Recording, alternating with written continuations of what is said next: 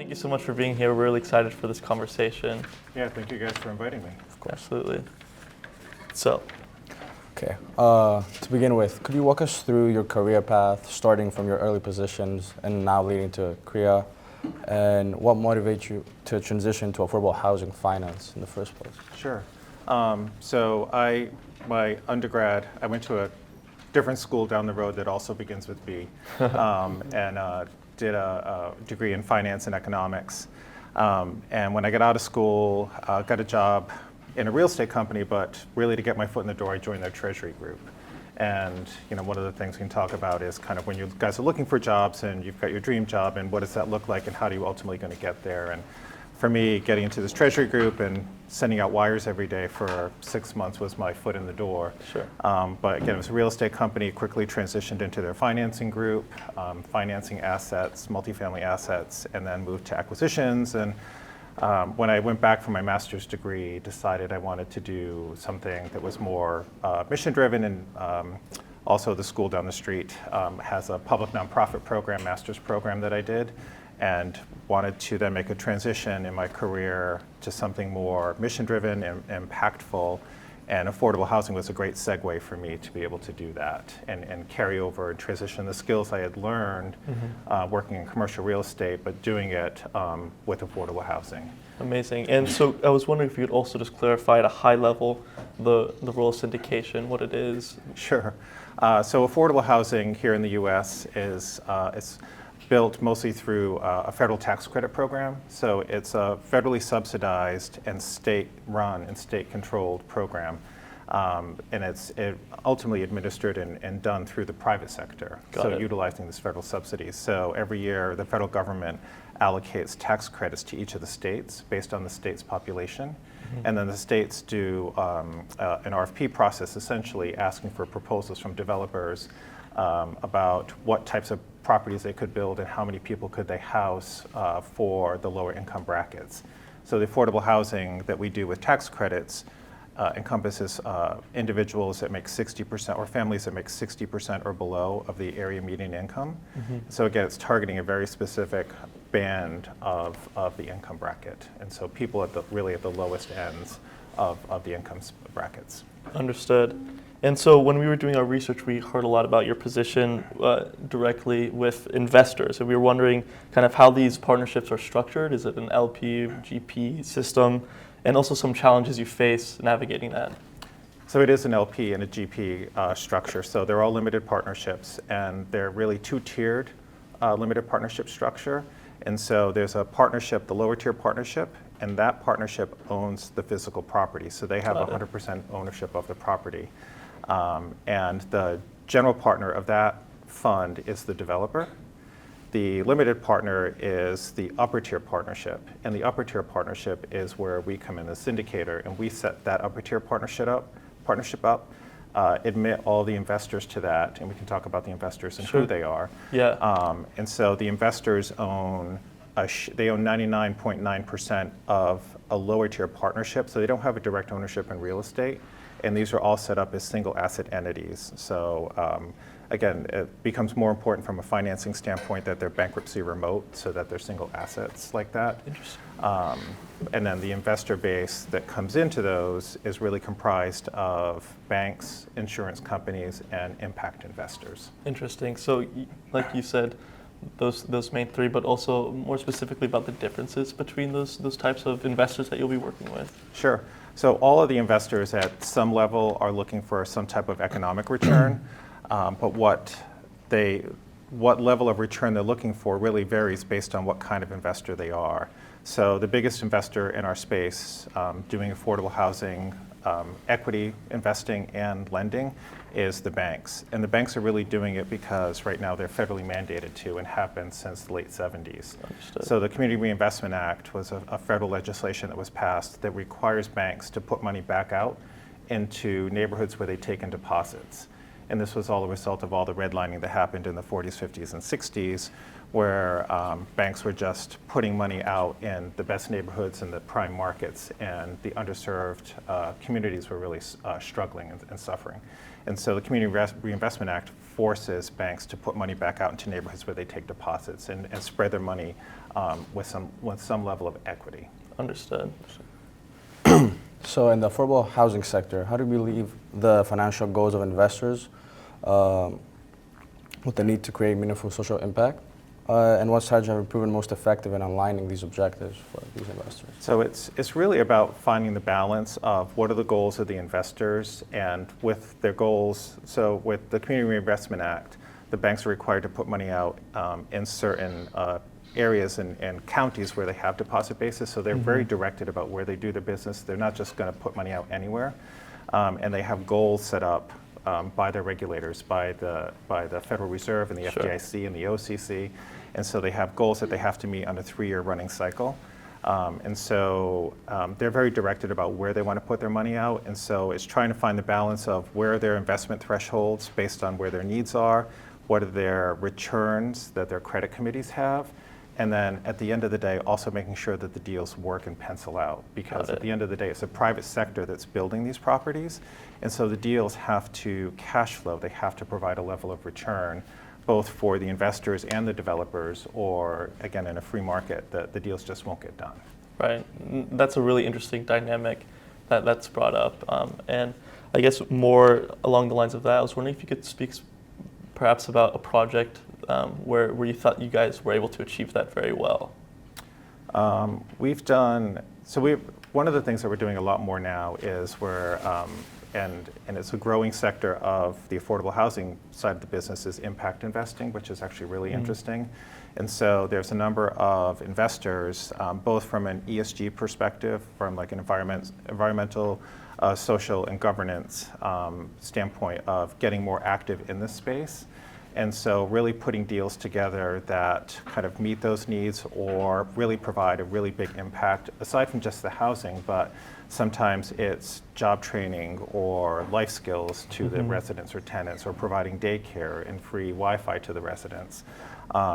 We've done a number of deals with some of the health insurers. So the health insurers, it's really a great intersection of where housing meets healthcare, and providing additional services to those residents that in the long run will put them in a much better position for their health.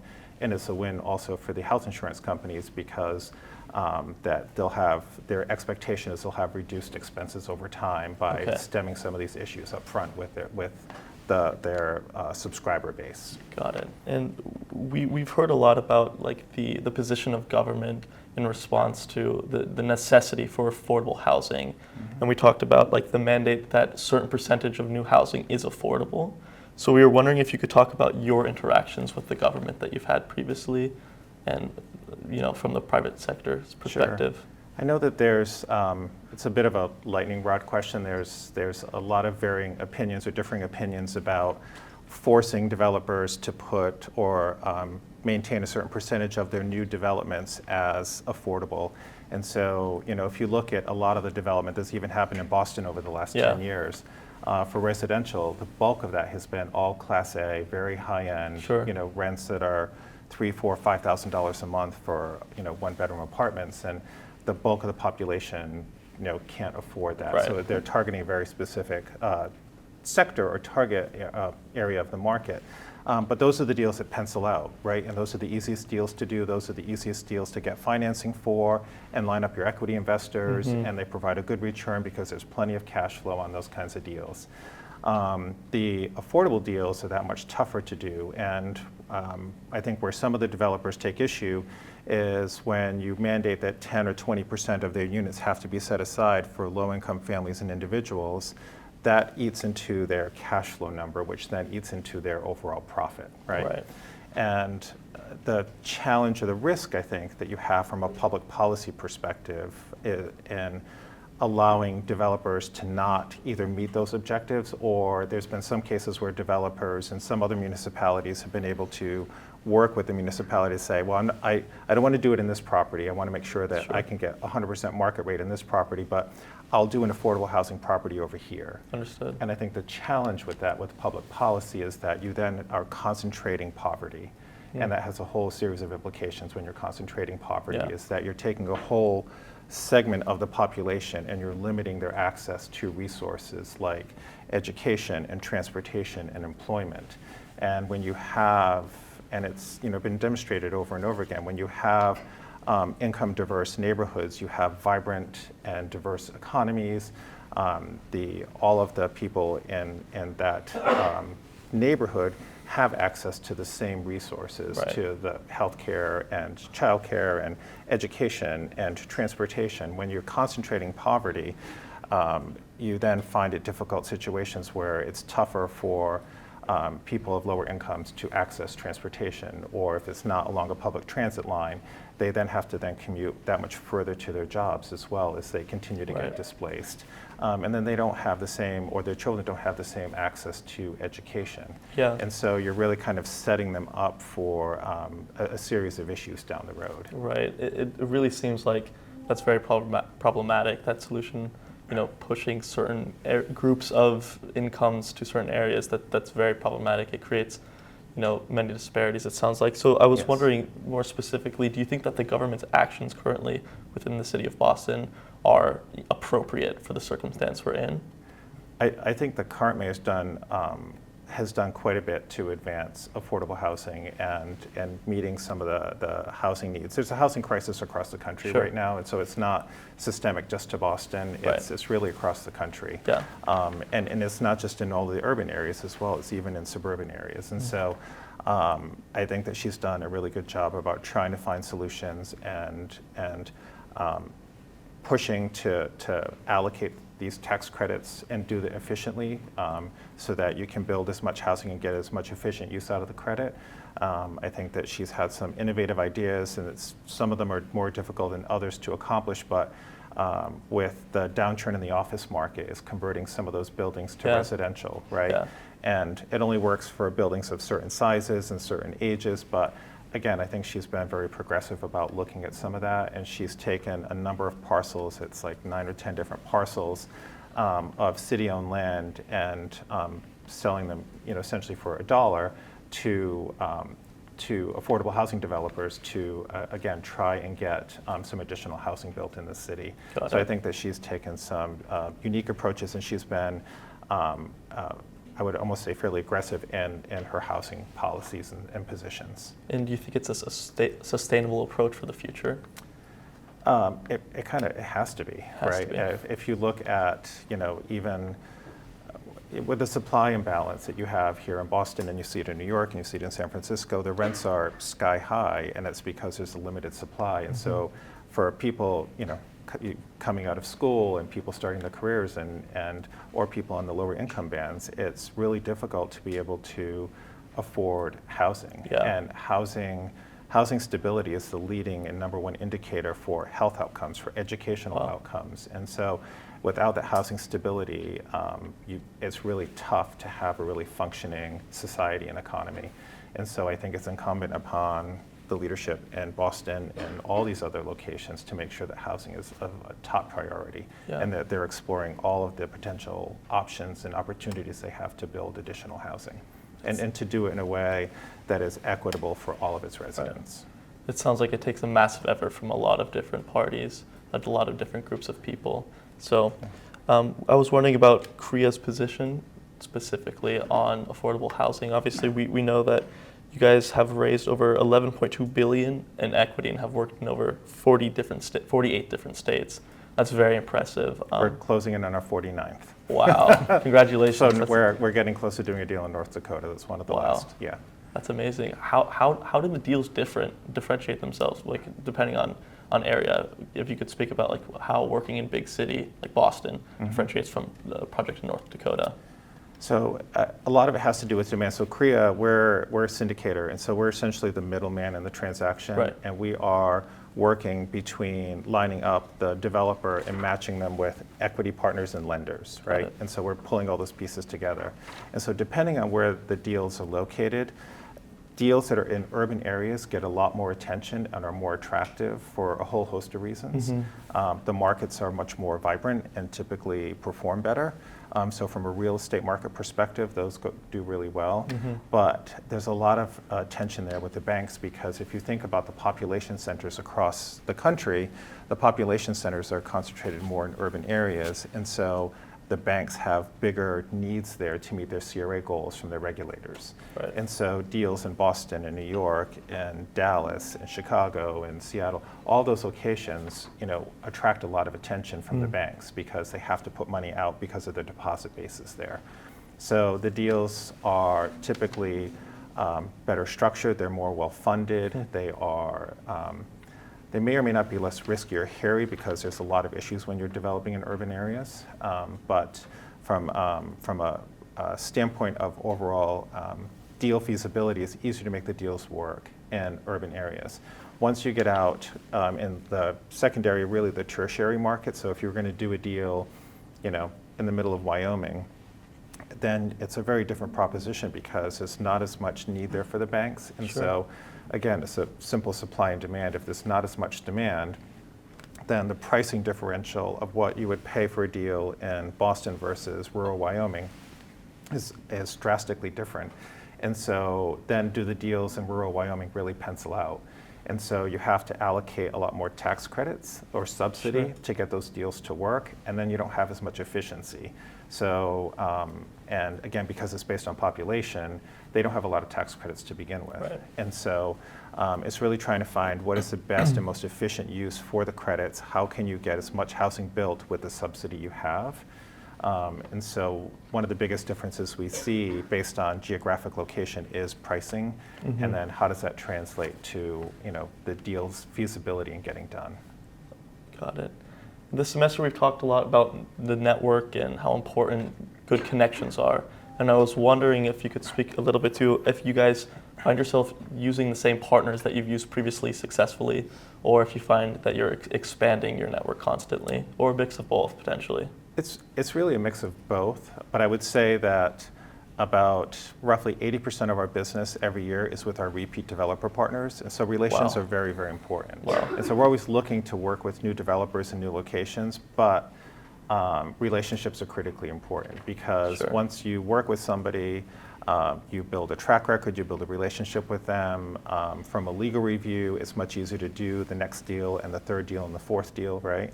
And then you develop a track record with that developer partner, so you know if they're generally on time and if they're on budget. And so it's something that you can rely on, especially when you're working and selling that deal to your investor partners. And the same goes for our investor partners. Our investor partners, I would say 90% of our business is with our repeat investor partners.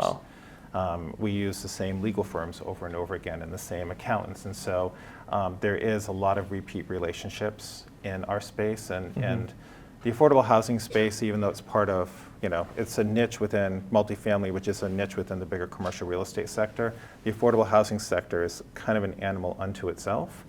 And so having that repeat business and those repeat clients is really important. Yeah.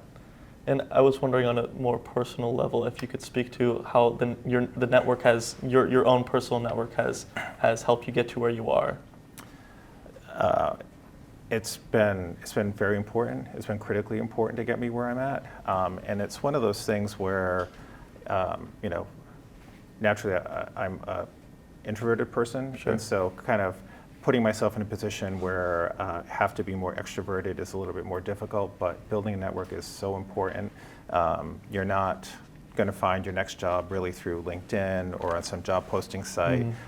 It's really all about connections and making those connections and keeping those connections kind of live and keeping them fresh.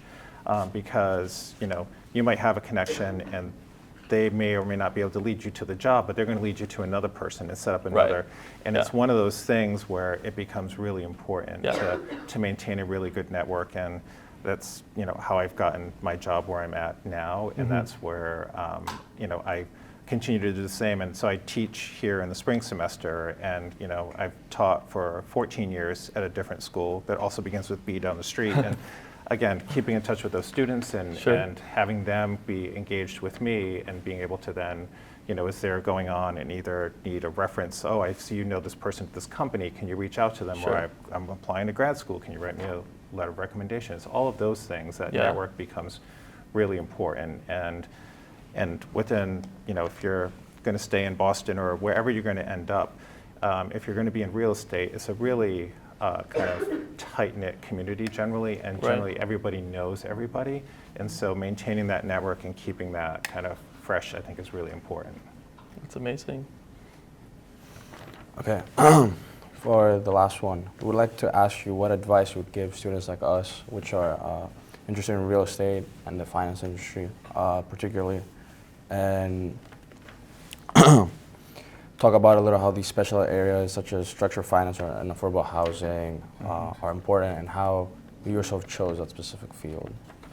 Well, I would say, first of all, when you're, if you guys can get internships in the field that you're hoping to get into, that's kind of a great start, right? And being on things like LinkedIn, but join industry groups, because that's also a really good way to get connected. And a lot of industry groups have much cheaper membership fees for younger people. So they have a whole host of kind of acronyms for the younger team, the younger members, but a lot of them do, and they host content, they host lectures, they host social gatherings, and so it's really a great way to meet other people kind of in your peer group, and that's where you make some of those connections about finding, potentially your next job. When you're getting out of school, maybe have your ideas or sights set on kind of ultimately what you want to do, but don't be afraid to take a job that's not your dream job out of school, because that might then, you might be 2 or 3 steps away from the dream job, but this is going to lead you there. So don't always kind of turn your nose down at a foot in the door kind of position, because in 6 to 12 months, if you do a really good job, that could then lead you or put you on a path to where you want to go. And even thinking longer term, think about where you want to be in 5 or 10 years, and then think about some of the different steps that you're going to be there. Or how to get there, and different paths along the way, thinking about these are all the skills I'm going to need to get there. And so it's not necessarily going to be a linear trajectory to get to that job, but what are the skills I'm going to need to get there, and how am I going to best round out my resume to make sure I can get here in 5 years or 10 years. And so sometimes it means taking jobs that are maybe not necessarily what you want to do, but it's going to round out that skill set to make you really attractive. And sometimes it's just doing them a favor. I did a stint when I was almost 3 years out of college, and the company that I was working for was a real estate company. They needed somebody to do this massive payroll integration with their property management company, and I knew nothing about payroll and had no interest in running a payroll department, but I did it for 6 months. Wow. And did this integration for them that then allowed me to move onto a role in their structured lending group, which is where I wanted to be. Got it. And so just keep that in mind. It's not always going to be linear, and that's okay. And feel free to kind of be comfortable in the uncomfortable, right? And pushing yourself outside of kind of your comfort zone when you're looking at some of these opportunities. I was really interested in hearing about specifically your finance background, and we're all students who are interested in real estate, or at least we might think we are right now. And I was wondering if you could speak to about coming from a finance background, there's many avenues you could take. So what drew you to real estate specifically, and how come you have stuck with it? What drew me to real estate when I got out of college, it was the late 80s. It was in a great time in the financial sector. And I got hired by a real estate company, and so that's why I got hired. That's why I got interested in real estate. That was the job I got. Yeah. I looked at a wide range of companies, and the economy wasn't great at the time, and I ultimately gotten some offers with insurance companies and a marketing firm, and the real estate one seemed like the most interesting. So I wasn't as directed or ahead of the game as you guys are, where you're kind of really looking about or thinking about real estate. But once I got into it, found that it was a really kind of interesting and vibrant and dynamic industry. And then when I made the transition to affordable housing, just really enjoyed that, and had made a conscious decision at that point in my career to do something that was more mission driven and impactful. Yeah, as BC students, the Jesuit values are very core to our entire being, and I admire the work that you've done in affordable housing. It sounds like a position that you're able to make a lot of impact. So it's really been interesting to hear about that. And I think that I was wondering if we could hear a little bit about work-life balance that you've been able to find. So, as someone balancing a demanding career with family and all aspects of life, how are you able to balance the two things? And yeah. It's not always easy, and it is about finding that balance, right, and setting priorities. And I actually think, so I have 3 sons who are in their 20s, and I think that your generation is doing a much better job of it than we did or I did. But it's really about finding that balance, setting the priorities and what's important for you, having kind of open and honest conversations with your spouse or your partner about what's really important and what's going to be the push and pull or the give and take with your partner or spouse about kind of time together and time with the kids and who's going to be, taking care of things, and having those conversations and figuring out what are some of the short-term sacrifices you may or may not have to make to get certain positions. Sometimes it requires really long hours, or sometimes it's just in certain points of the year. So having that understanding that, once year end comes, I'm going to be flat out in November and December, or if you have a job that requires travel, what are the implications of that, and how long and how often do you have to be on the road?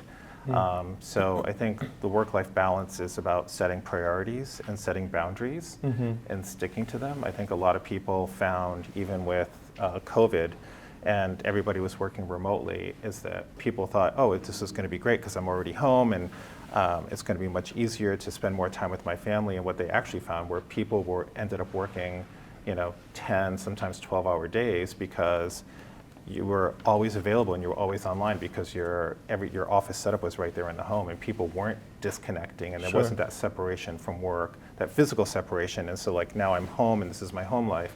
That all kind of got violated. And so I think there's kind of a pushback now where you're seeing more and more people going back to the office, and people really pushing back on what is a true and what is a good work-life balance.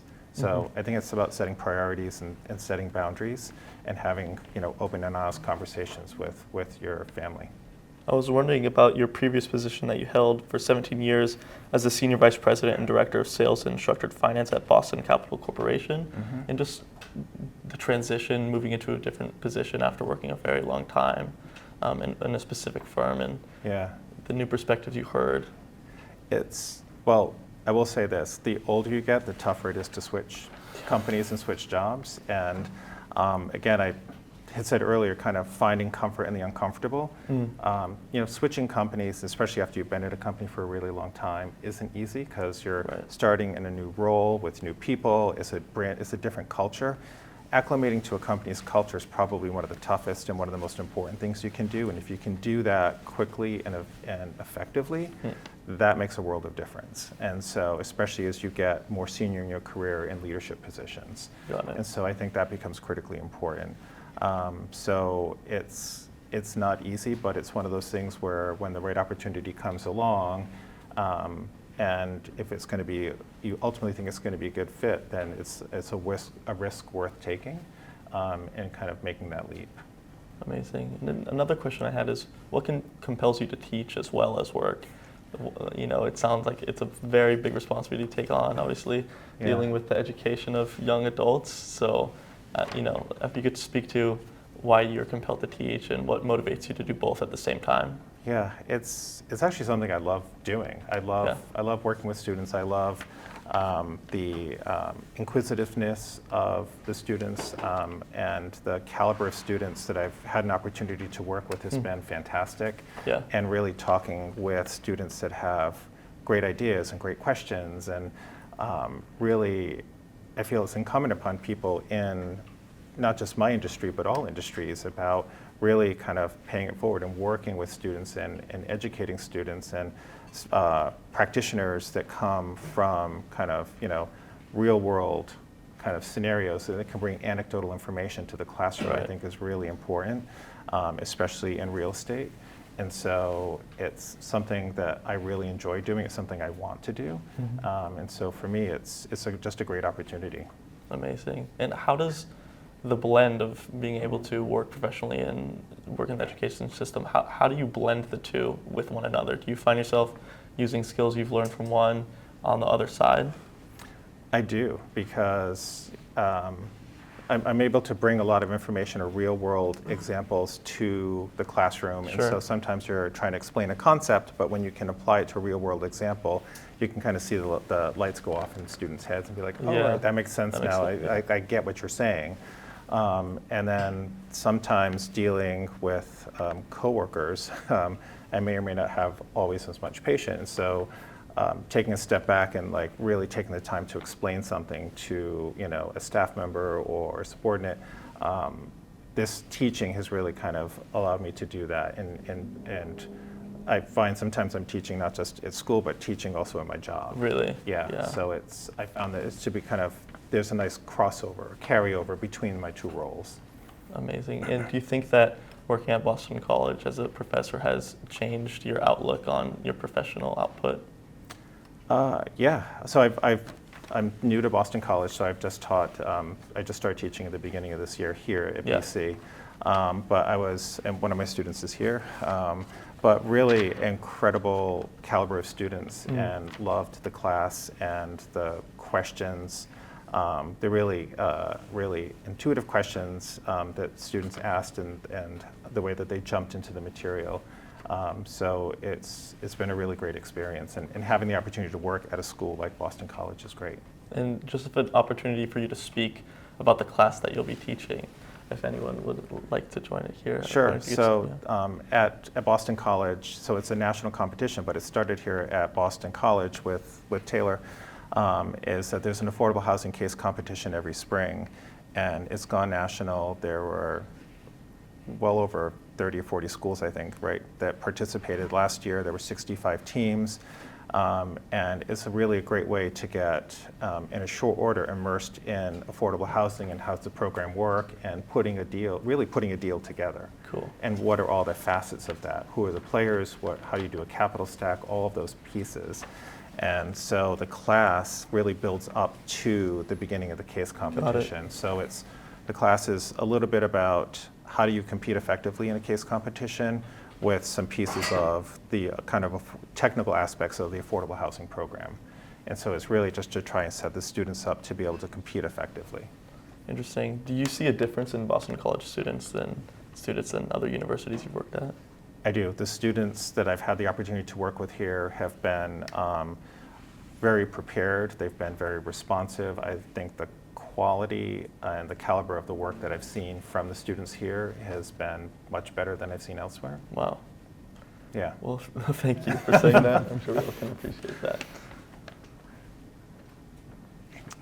Yeah. We were thinking about opening up to questions. Sure. On the floor, if there's Yeah, anything absolutely. you'd like to ask. How are you doing today? Thank you for coming in. My name is Austin. I'm a senior here at Boston College. I was wondering, how did you get into the space of being, I don't want to say professional, because obviously being a professor is also professional, but being a professional and an educator at the same time, it's something that I've always found a big interest in. Like, as someone's career develops, they gain a certain amount of expertise that then allows them to become a professor. So kind of like, is that something you planned out or kind of fell in your lap? And like, what were the facets that went into that?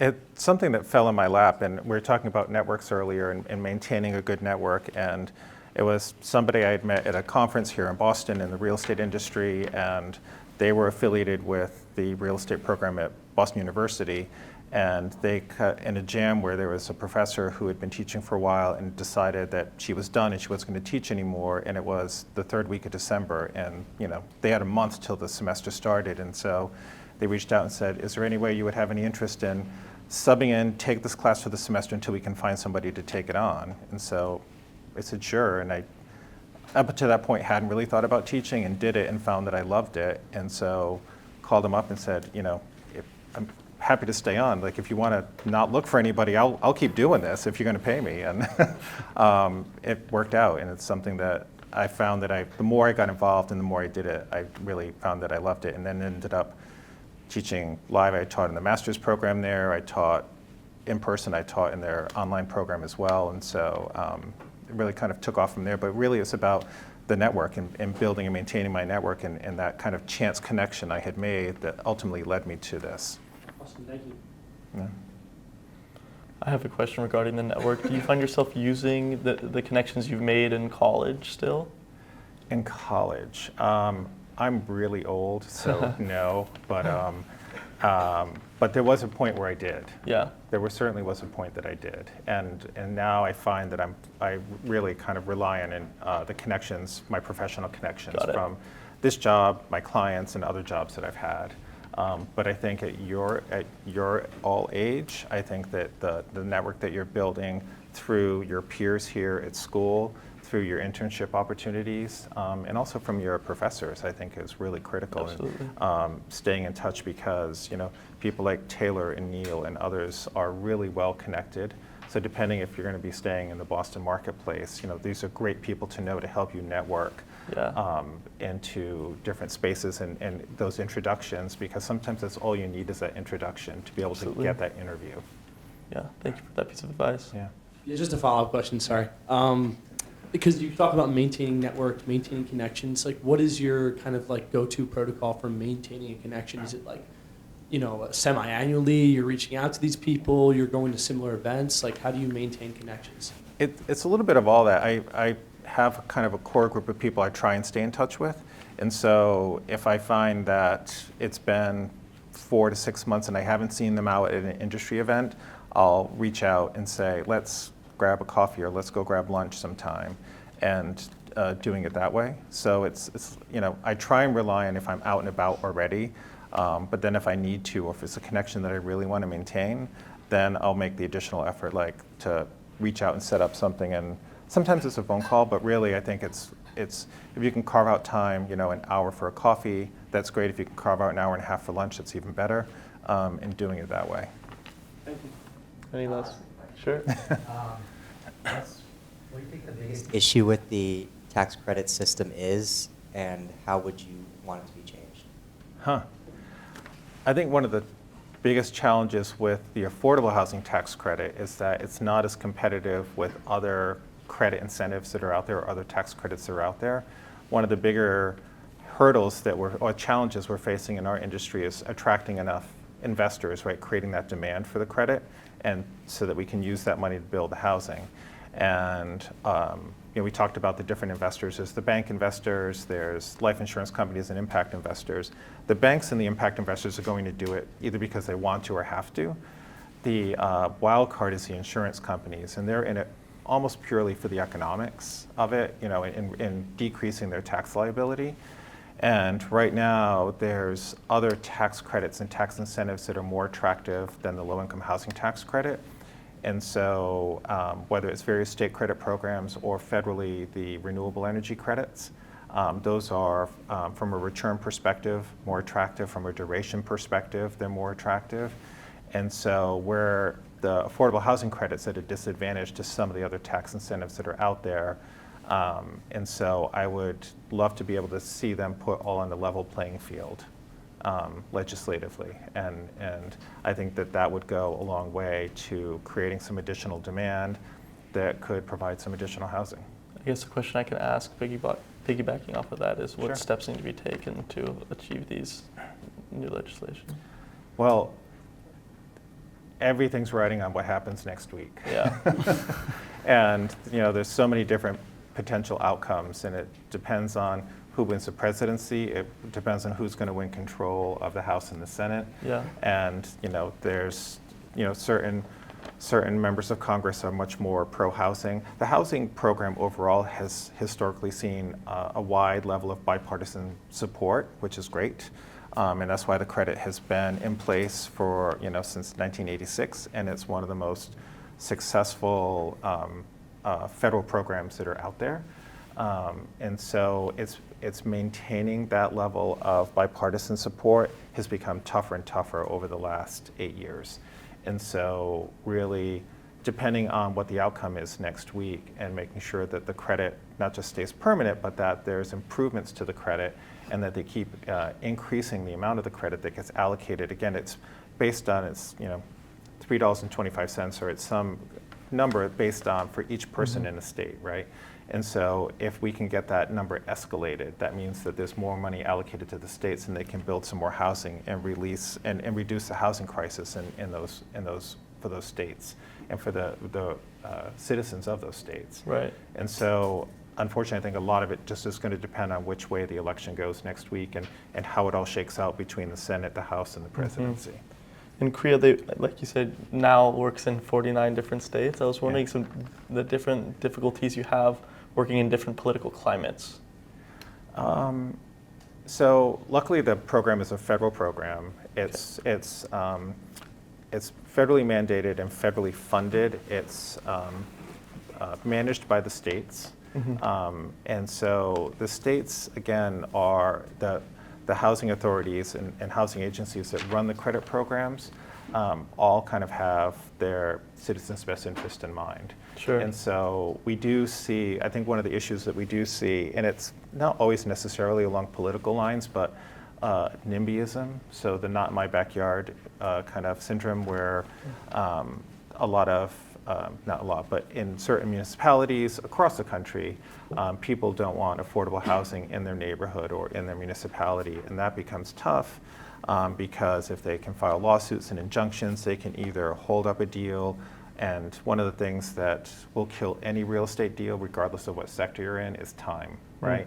And as these lawsuits drag out in court, you could potentially lose control of the land that you were targeting to utilize to build the property on, or you could lose your equity provider, you would lose your financing sources. And so as time drags on, there's all these kind of far-reaching implications about that. So I would say NIMBYism is really one of the biggest things that we run up against. And I wouldn't say it's necessarily one way or the other with party lines in obstructing the building of affordable housing here. It's really interesting. Thank you for that perspective. I was wondering if we could open it back up to the floor, if there's any questions that we had following that. Steph, thanks for coming in today. I was just wondering how you kind of manage and adapt in an industry that's so cyclical and so based on, what political candidate is up for election and who gets elected. So I was just wondering kind of how you manage with such variability in the industry. Well, it certainly keeps it interesting. Our industry has proven to be really resilient. There's a lot of really experienced and a lot of bright people in the affordable housing industry, and with the presidency turnover in 2016 and then the subsequent tax reform, it really threw the affordable housing industry kind of into a little bit of it was a very disruptive time for the affordable housing industry. A lot of the investors had backed out of the market and were really waiting to see how the tax reform shook out. And when the tax reform did shake out, it made the affordable housing deals much less attractive to investors. And so anytime you have a disruption in the market like that is really tough. And the investors, to their benefit, kind of all came back. And there was, again, it took us a little while to get back to kind of an equilibrium. But once we did, kind of things were off and moving. And you take a step back, 8 years before that with the kind of financial crash and the depression from 2008, 2009, again, with a complete collapse of the US financial system. Again, the housing was at the center of that, but the affordable housing kind of took a really big hit at that time too. And so, again, the industry is really resilient. The states went and over-allocated credits to deals to make sure that deals could pencil out, because pricing, the same thing with the tax reform, and after 2016 election, tax reform went from, tax rates dropped from 35% corporately down to 21%. And so pricing fell by almost 15 pennies on the dollar for tax credit deals. And so no deals penciled out anymore, no deals were getting done. And so the states really stepped up and started kind of hyper-allocating or over-allocating to deals to get them done. And what that meant was they were kind of borrowing from future years' tax credits just to get some deals across the finish line until the market kind of rebounded and a new equilibrium was set. So, but when that happens, the credit becomes less efficient and you're building less units, which means you're housing less people. And so you're just really exacerbating the housing crisis when stuff like that happens. So there's always going to be bumps in the road, and it's really how does the industry navigate that. And again, I think we're fortunate we have an industry with some really intelligent people and some really creative people, and working with the private sector, working with the public sector, and within the public sector, working across both aisles, the sides of the aisle, you know, to really make it as well supported as a bipartisan program as you can. Thank you, Tom, for meeting with us. Everyone could. Thanks so much.